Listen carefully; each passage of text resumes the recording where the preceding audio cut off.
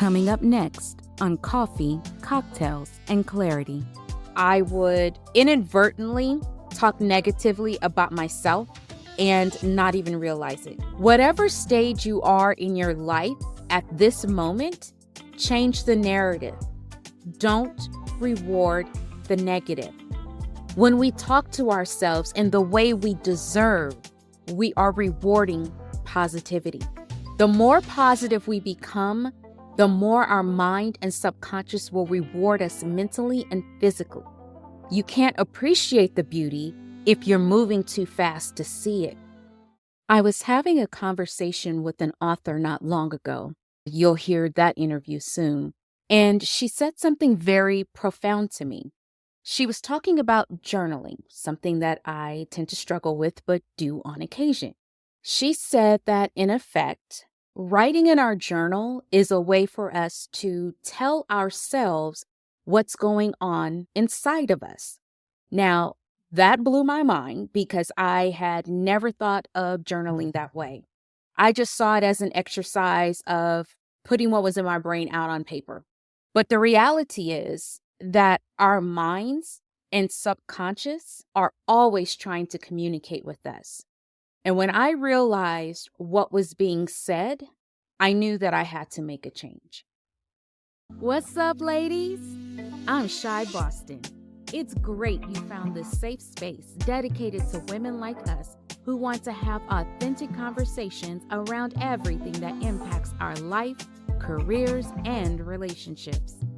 For the next few minutes, let's connect and engage more deeply with ourselves and each other. Get ready to have some coffee, cocktails, and clarity.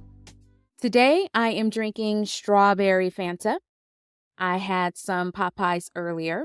Yes, some delicious Popeyes chicken. And I have to have a strawberry Fanta when I am eating my Popeyes. I saved a little bit for this episode, so I'm going to take my sip as is tradition.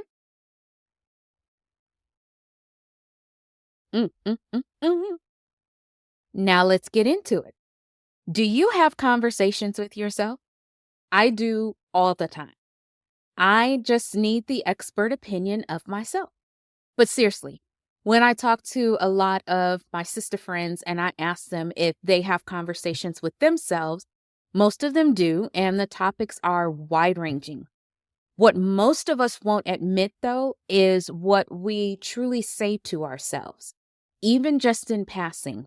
And that got me to thinking, what are the things that I say to myself, even in passing, that my mind and subconscious then have to process? I really didn't think that I talked negatively to myself. I honestly didn't. Until I started reviewing what I had written in my journal. I found that there were times I used words like shame, defeated, frustrated, deflated, things like that. And usually they were regarding something that was done to me or the results of something I had done. I especially expressed such feelings when it came to my business and some of the challenges that I faced during some really challenging times. Then I read in between the lines and noticed that there were things I said in passing to myself that were manifested in my writings. Sometimes I'd look in the mirror and I say that I looked a mess because I didn't get my makeup put on the way that I wanted. Not reframing that as I'm a novice and still learning even at my big age. Other times I'd make comments about my health, my weight, how disappointed I might be because I didn't lose weight or that my health wasn't improving. Not even remotely giving myself credit for the efforts that I am making to make changes in those areas. I'd started a blame game with myself. I realized that some of these comments I would say to myself while getting dressed, maybe after trying on clothes at a clothing store or after a doctor's visit where I get told yet again that I needed to lose weight. My point is that I would inadvertently talk negatively about myself and not even realize it. I'm not talking imposter syndrome, and I'm not talking about every now and then acknowledging a mistake. I'm sure you've done it too.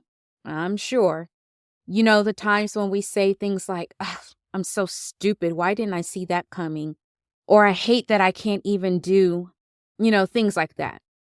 The reality is that we are criticizing ourselves. Saying negative things without even realizing it gets internalized.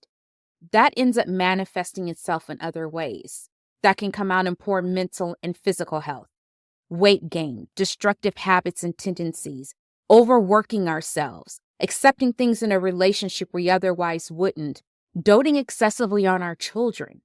We either overcompensate or overtax ourselves in some way. When I was giving this some thought, I saw a quote by someone that basically said, negative thinking is rewarded in our society. Now, there are people who get paid just to look for problems and to solve them, and there's nothing wrong with that. Many of us get paid or receive benefits if we're able to solve a problem for a company or a client. But I want us to think on a different level. Think of how many social media channels make money off of negativity, whether they're spilling the tea, spreading falsehoods and lies, or doing something extra. They are more likely to be rewarded than those who are spreading love and light, so to speak.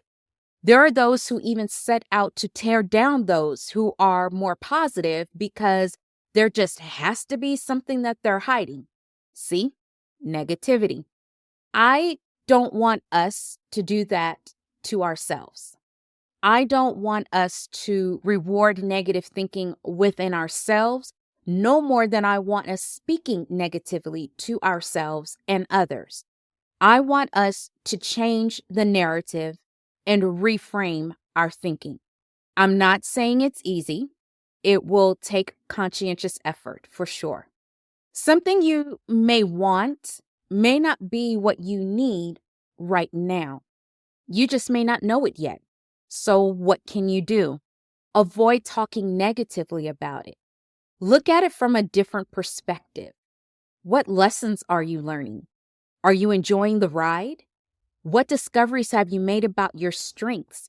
What are the positive changes you have made on this journey, resulting in a better you, or starting your business, or growing your business, or working towards a promotion while you're looking for a job, or now that you're postpartum? Whatever stage you are in your life at this moment, change the narrative. Don't reward the negative. At times, we may look behind us and see some of the pieces that have been chipped away from us due to one life experience or another. Sometimes it's whole pieces. You may not be able to pick those pieces up to rebuild. Some are too sharp and will cut you again. Some pieces you realize you just don't need at all. And some pieces simply need to remain where they are.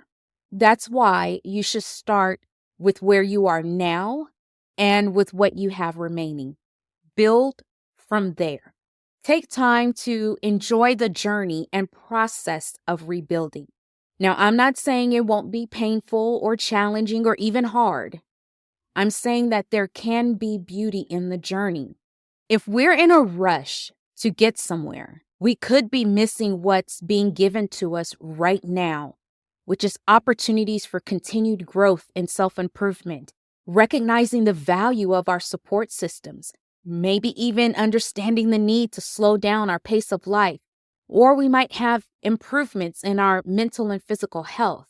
There's beauty in our journeys as much as there is in achieving our goals. But you can't see the beauty if you're not looking for it to begin with. You can't appreciate the beauty if you're moving too fast to see it. Reaching our goals is important. Yes, it takes time. While you're waiting to reach your goal, appreciate the opportunity given to us to even strive for these goals. Appreciate the time it will take and value it because you won't have it again. And there will be some wonderful lessons and experiences along the way that will help you continue to grow. As we do this, we'll uncover the positive things to say to ourselves about the journey. Let's reward positive talk about ourselves and the positive conversations we have with ourselves. We'll face many challenges.